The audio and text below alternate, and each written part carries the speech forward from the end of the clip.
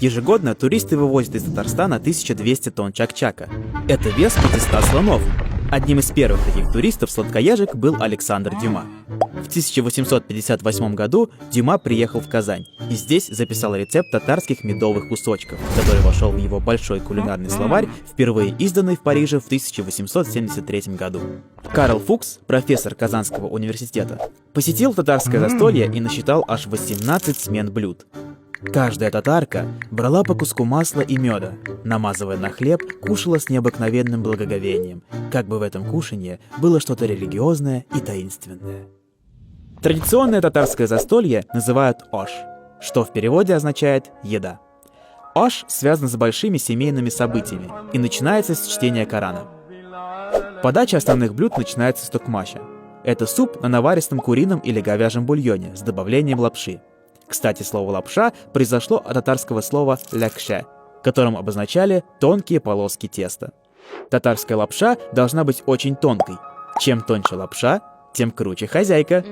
После супа на стол выносят второе. Часто это отварная картошка и мясо. Традиционным видом мяса для татар является говядина, баранина, домашняя птица и конина. Исторически татары всегда четко разделяли коней для скачек, для войн, для работы и для пищи. Скакунов и тягловых коней не ели. Конину употребляли не только в отварном виде, но и делали из нее вяленую колбасу козелок. Главное блюдо застолья – зур-бялиш. Это большой сытный пирог с начинкой из картофеля, мяса и лука. Для сочности в него подливают сливочное масло и бульон. Раньше, когда картофеля татары не знали, в зур-бялиш добавляли крупу. По сути, всем известный татарский треугольник эшпышмак является миниатюрой бялиша. Сегодня это самый распространенный татарский стритфуд.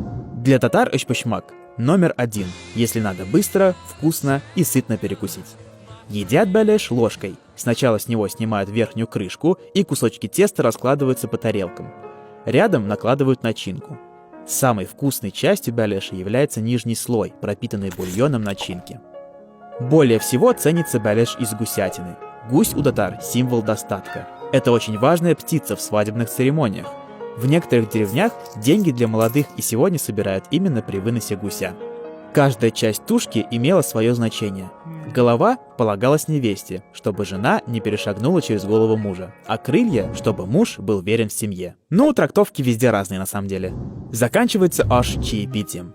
Татары пьют чай очень горячим, практически кипящим. Молоко в чай тоже принято добавлять подогретым. Для аромата добавляют душицу, чебрец и зверобой.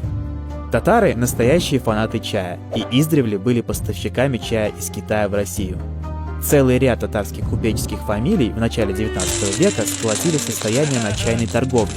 Чай в жизни татар занимал важное место. И если семья продает или закладывает самовар, это означало, что она дошла до полной нищеты и готова лишиться самого дорогого.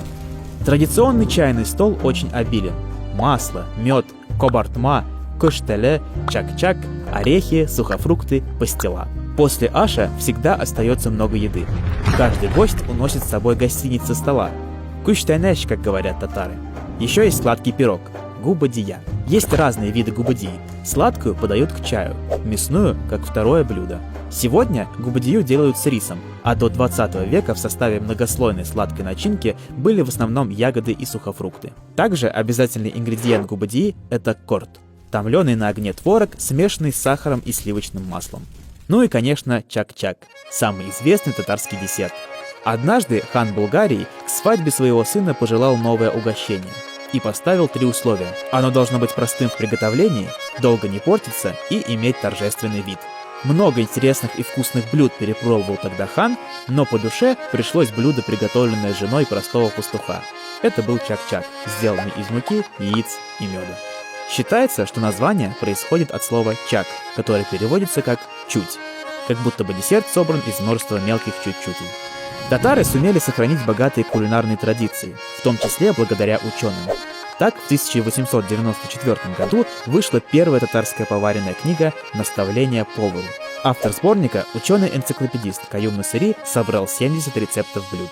В 1969 году Юнус Ахмедзянов открыл первый в СССР общепит национальной кухни – Дом татарской кулинарии, и стал его первым шеф-поваром. Сегодня татарская национальная кухня – это не только любимая еда татарстанцев, но и важный элемент туристической программы гостей республики. На каждом шагу открываются кафе и рестораны, предлагающие традиционные блюда, а чак-чак – главный татарский сувенир.